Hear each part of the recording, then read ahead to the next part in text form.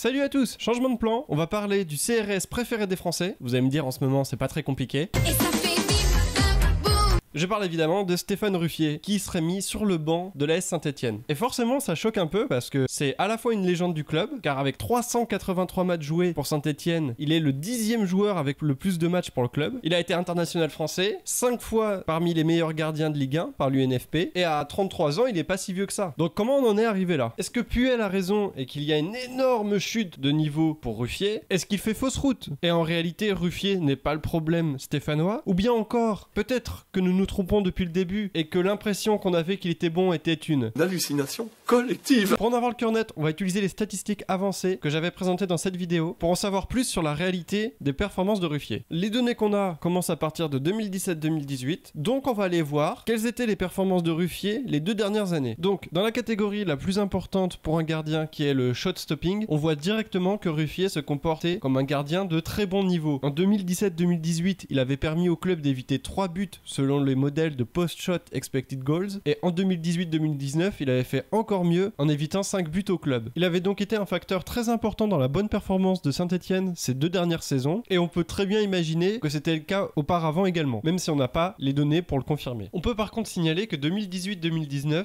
semblait déjà marquer une régression dans toutes les autres catégories à part le shot stopping pour Ruffier. Stéphane Ruffier est un excellent gardien sur sa ligne, mais c'était pas un gardien libéraux moderne. Il était beaucoup plus classique dans son interprétation du poste. Donc pour justifier le fait qu'aujourd'hui Stéphane Ruffier soit mis sur le banc, il faudrait vraiment que ses performances aient chuté de façon cataclysmique. Le genre de cataclysme qu'on n'a plus connu depuis le déluge. Ou pour revenir au football, depuis l'arrivée de Sébastien Mazur à Saint-Etienne. Bon, je fais une petite pause pour les plus jeunes d'entre vous, je vous laisse googler son nom.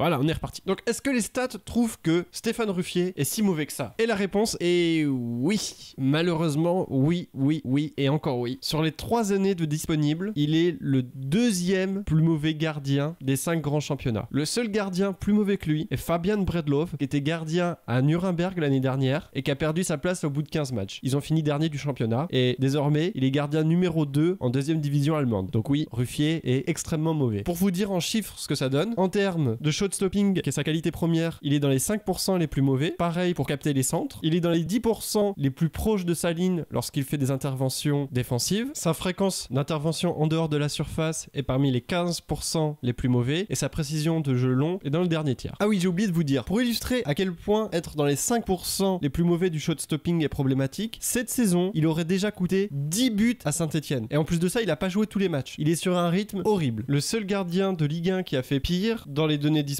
c'est Johnson de Guingamp qui en 17 matchs avait coûté 13 buts à son équipe, et je sais pas si vous vous souvenez, lui aussi avait perdu sa place de titulaire à la mi-saison. Accessoirement, il était probablement le responsable numéro 1 de la descente de Guingamp, parce que Guingamp sur cette phase allée jouait très correctement et tout le monde se demandait pourquoi ils étaient aussi bas dans le classement. Est-ce qu'on est dans quelque chose de similaire? Est-ce que Ruffier a causé la chute de Saint-Etienne au classement et que par sa faute, les Verts se retrouvent à jouer la course au maintien? Pour vérifier ça, on va utiliser les expected points dont j'ai expliqué le principe ici. Simplement, on compare les résultats réels aux résultats que les expected goals feraient qu'on attendrait. Malheureusement pour Saint-Etienne, ou bien heureusement pour les supporters lyonnais, j'imagine, le bilan des expected points montre que Ruffier n'a pas coûté tant que ça à Saint-Etienne. Ils sont seulement 2 points derrière leurs expected points, en ayant une finition complètement dans la normale. Alors ce résultat peut être étonnant, parce qu'on aurait tendance à penser qu'un but pris en moyenne coûterait 1 point à l'équipe, plus ou moins. Mais mon interprétation de ce résultat, c'est que bon, certes, il doit y avoir un peu de réussite là-dedans, mais surtout que dans les grosses défaites de Saint-Etienne, j'ai trouvé le langage corporel de Ruffier assez étonnant, et il donne l'impression de plus battre sur les derniers ballons. Ce qui fait que des défaites se sont transformées en lourdes défaites. Et dans l'absolu, ça change pas les expected points,